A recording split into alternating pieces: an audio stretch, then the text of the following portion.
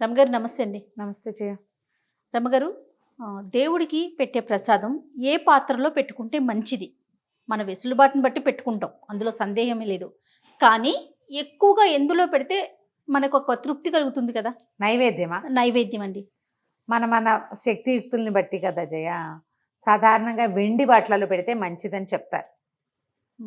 వెండి పాత్ర, వెండి గిన్నెలో పాలు, వెండి గిన్నెలోనే పాయసం, వెండి గిన్నెలోనే పులిహోర, అన్నీ వెండి అని చెప్తారు.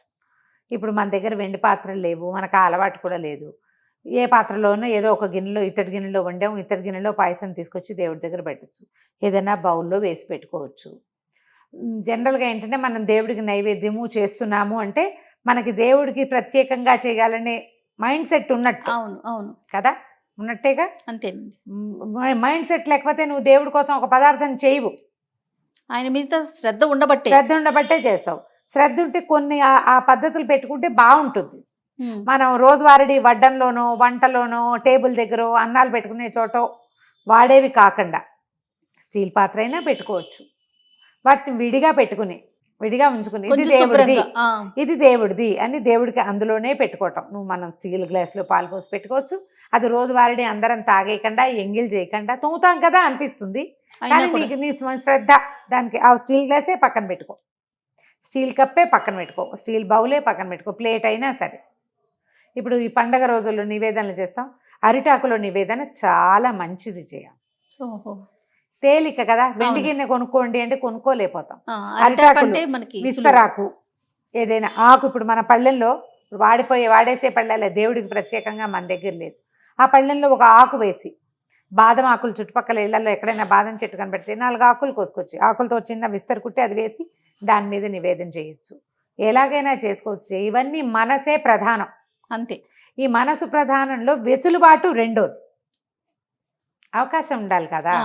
అవకాశం రెండోది. ఆ అవకాశం ఉండి, మనసు ఉండి నువ్వు చేయగలిగితే నీ తాలూకు ఏమనాలి, దైవభక్తికి వెళ్ళలేవు, ఏదైనా చేస్తావు. బంగారపు గిన్నెలు పెట్టుకునేవాళ్ళు, వెండి కంచంలో బంగారపు వేసి దేవుడి కోసమే పెట్టేవాళ్ళు ఉన్నారు. శక్తి అనుసారం, మన శక్తి అనుసారం, మన వెసులుబాటు అనుసారం వనరులు ఉంటే ఏమైనా చేస్తాం. ఏ వనరు లేకపోయినా కూడా ఇలా ఎంగిలి చేయని పాత్రల్లో నివేదన చేయండి. కనీసం వండేది కూడా మనకి ప్రధానమైన రమ్మగారు చూసుకొని వండుకోవాలా. ఇప్పుడు పరవన్నం వండుకుంటాం, స్వామికి పరవన్నం ప్రసాదంగా చేయాలనుకుంటాం. సాధారణంగా ఒక ఇత్తడి గిన్నెని పెట్టుకుంటాం, అందులోనే చేసుకుంటాం. అది కూడా మంచిదేనంటారా? అంటే నీ ప్రశ్న ఇంకా పూర్తిగా లేదు. అందులోనే వండాలా? అలా ఇప్పుడు పాయసం వండాలంటే పాయసం నిదానంగా ఉడకాలి కదా జయ. స్టీల్ గిన్నెలో పెడితే అడుగు మాడిపోతుంది కదా. నీ ఉద్దేశం అది కాదనుకుంటా. ప్రత్యేకమైన గిన్నె ఉంచాలా? ఉంచుకోండి. ఆ గిన్నెని భగవంతుని ప్రసాదం కోసమే వాడుకోవాలి. ఇప్పుడు వెజిటేరియన్, నాన్ వెజిటేరియన్ ప్రశ్నలు వస్తాయి ఖచ్చితంగా ఇందులో. వెజిటేరియన్ వండే పాత్రల్లో దేవుడికి నివేదన పెట్టచ్చా అని నన్ను అడగండమ్మా. పూర్తిగా మీ యొక్క ఏమంటారంటే విజ్ఞతకే వదిలేస్తాం వాటిని.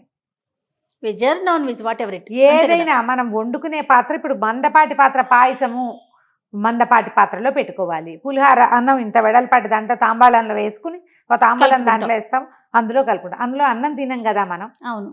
మనం ఎంగిలి చేసే పాత్రలు, రోజు అన్నం తినేవి గిన్నెలు, ప్లేట్లు కానీ, బౌల్స్ కానీ, టిఫిన్ ప్లేట్స్ కానీ, వాటిని దేవుడికి వాడబోకండి.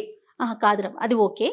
నా ప్రశ్న ఏంటంటే ఇత్తడిలోనే పెట్టుకోవటం అలా మందపాటి గిన్నె ఉంటే మనం స్టీల్ కుక్కర్లో, అల్యూమినియం కుక్కర్లో మనకు అదే ఉంది, దాంట్లో వండుకోండి. పాత్ర మందంగా ఉంటే పాయసం వండుకోవడం సులువు. మనకి వండడానికి కూడా ప్రత్యేకమైన పాత్ర ఉండాలా అన్న నియమం ఏం లేదు. మీరు ఆలోచించుకోండి. ప్రధానంగా ఏంటంటే ఇది ఇలాగే చెయ్యాలి అని ఖచ్చితంగా లేదు జయ. ఇలా చేస్తే మంచిది అనేది ఒక పాయింట్ ఉంది. ఓకే. దేవుడికి నివేదన అనేది ప్రత్యేకమైన విషయం. నీకుంది, అది ఉన్నప్పుడు ప్రత్యేకంగా చెయ్యి. దానికోసం కొనుక్కు రావద్దు, రాలేకపోవచ్చు. నువ్వు నీకున్న దాంట్లో చెయ్యి. సూక్ష్మంలో మోక్షం. దొడ్లోనో, వాకిట్లోనో, పక్కింటి పెరట్లోనో అరిటాకు ఉంటే ఒక అరిటాకు తీసుకురా. కూరగాయలకు వెళ్ళినప్పుడు బజార్ నుంచి ఒక అరిటాకు తెచ్చుకో. ఈరోజు దేవుడికి నివేదన అని శ్రద్ధ. నువ్వు ఎంత శ్రద్ధతో, ఎంత నియమంతో చేస్తావో అవి కదా ఫలించేవి ఎప్పుడూను. నువ్వు పాయసం పెట్టావా పులిహార పెట్టావా అక్కర్లా, శ్రద్ధగా పెట్టావా లేదా కావాలి అక్కడ. భక్తి, నీ యొక్క శ్రద్ధ, అంతే. అవి రెండు ఇంపార్టెంట్. కొంచెం ఏ పాత్రలో అయినా పెట్టుకోవచ్చు. రాగి పాత్రలో పెట్టచ్చా అని ఎవరో కూడా అడిగారు. రాగి పాత్రలో పెట్టచ్చు అంటే మనం ఏ పదార్థం పెట్టినా రాగి అవి వెంటనే రియాక్ట్ అవుతాయి. అవును. పులిహారలు అవి పెట్టలేం కదా. పాయసం పెట్టినా తీపికి రంగు మారిపోతుంది చేయ. రాగి పాత్రలు వండడానికి కానీ వడ్డించటానికి కానీ తర్వాత నివేదనలకు కానీ చెప్పబడలా అసలు. వాటికి రియాక్ట్ అయ్యే గుణం ఉంది. పాయసంలో కిస్మిస్లు వేస్తాం, రాగి రియాక్ట్ అయిపోతుంది. ఇతడి దాంట్లో కూడా పాయసం వండుకుంటామా, అందులో ఉంచం చేయాలి, వెంటనే మార్చేస్తాం. నేను ఇతడి గిన్నె పెట్టుకుంటా నైవేద్యానికి, కానీ వెంటనే మార్చేస్తాను. ఆ ఇతడి గిన్నెలో సత్యనారాయణ స్వామి ప్రసాదం చేస్తాను, పాయసం చేస్తాను, పొంగల్ చేస్తాను, కట్టె పొంగల్ చేస్తాను, ఇవన్నీ కూడా అందులోనే చేస్తా. మామూలుగా మనం బెల్లపన్నం చేసుకుంటాం, అది కూడా కట్టె పొంగల్, అన్ని పొంగళ్ళు అందులోనే చేస్తాం. చేయగానే నివేదన వేడి చల్లారటం ఏంటి నివేదన అయిపోయాక పాత్ర మార్చేస్తాం. ఇప్పుడు అవి ఎంగిల్ చేసే గిన్నెలు కావు కదా.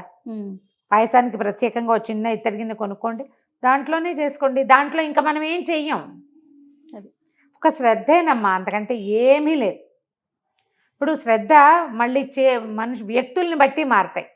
ఒక్కొక్కళ్ళకి పువ్వులు అలంకరణ, చాలా పువ్వులు పెట్టడం, బోల్డ్ అని దీపాలు పెట్టడమే శ్రద్ధ. ఒక్కోళ్ళకి నివేదన బాగా ఎన్ని రకాలు చేసి పెట్టడం, 9 రకాలు 14 రకాలు నివేదన శ్రద్ధ ఇంకొంతమందికి, అలంకరణే శ్రద్ధ ఇంకొంతమందికి, మడి శ్రద్ధ ఉంటుంది కొంతమందికి. మడిగా అని మడిగట్టుకోవటము, మడిగోల, ఎవరి గోల వాళ్ళది కదా. ఈ శ్రద్ధల్లో మనం ఈ విషయం మీదకి వస్తే ఇలాంటి శ్రద్ధ వహిస్తే సరిపోతుంది. తమలపాకు, మన ఇదేమంటారు అరిటాకు కానీ బాదమాకులు కానీ అవేవి లేకపోతే విస్తరి, మూడోది విస్తరాకులో కూడా పెట్టుకోవచ్చు. ఆకుపచ్చటి ఫ్రెష్ ఆకులు నివేదన చేసినా కూడా చాలా మంచిది. కుదిరితే మనకు అవకాశం ఉంటే ఒక్క అరిటాకు తీసుకొస్తే నివేదన అయిపోతుంది. ఆ అరిటాకుని మనం ఎవరైనా వేసుకుని కూడా భోజనం చేసేసేయచ్చు చక్కగా. దేవుడు ఆకులో హాయిగా తినేసేయచ్చు, సరిపోతుంది. అంటే ఇది ఎక్కువ కాంప్లికేటెడ్ చేసుకోవద్దు, అంతే. నమస్తే. నమస్తే.